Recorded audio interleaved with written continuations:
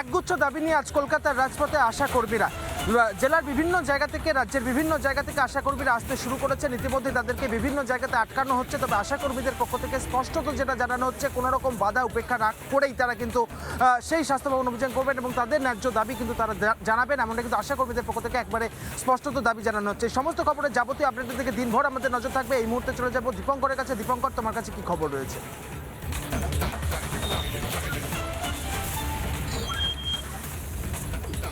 একেবারেই Malda medical college হসপিটালের প্রায় 135 জন অস্থায়ী কর্মী, যারা 5 মাস ধরে বেতন একেবারে বন্ধ হয়ে রয়েছে, তারা রীতিমতো কাল থেকেই এমএসবিপি এবং প্রিন্সিপালের ঘরের সামনে বিক্ষোভ দেখাচ্ছে। এখনো অবধি কোনো মেডিকেল কলেজের তরফ থেকে কোনো সদুত্তর পাওয়া যায়নি।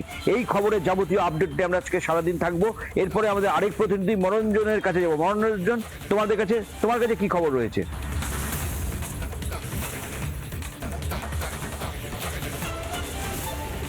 দেখো, আজ বীরভূম সফরে আসছেন মহাগুরু সিউড়ি বিধানসভার তাঁতির গোয়ালিয়ারা মাঠে, সেখানে তিনি সভা করবেন এবং সেখান থেকে মিঠুন কি বার্তা দেবেন সেদিকেই তাকিয়ে রয়েছেন বিজেপি কর্মীরা। এই খবরে আমাদের দিনভর নজর থাকবে। এখন আমি চলে যাব পিঙ্কির কাছে। পিঙ্কি, তোমার কাছে কি খবর রয়েছে?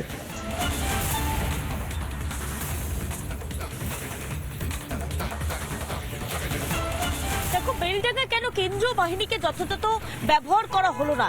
একই সঙ্গে 163 ধারা মোতায়েন করা হয়েছিল কি? এই সমস্ত হলফনামা চেয়ে পাঠানো হয়েছে রাজ্যের কাছ থেকে। 2 সপ্তাহের মধ্যে হলফনামা রাজ্যকে পেশ করতে হবে হাইকোর্টে। এর বিস্তারিত জানাবো এবং সারাদিন সমস্ত আপডেটের খবরের দিকে নজর রাখবো। তবে সময় করার ছোট বিরতির সঙ্গে থাকুন, দেখতে থাকুন রিপাবলিক বাংলা। নানা ধরনের কন্টেন্ট দেখার জন্য লাইক করুন, শেয়ার করুন আমাদের ফেসবুক পেজ, সাবস্ক্রাইব করুন আমাদের ইউটিউব চ্যানেল।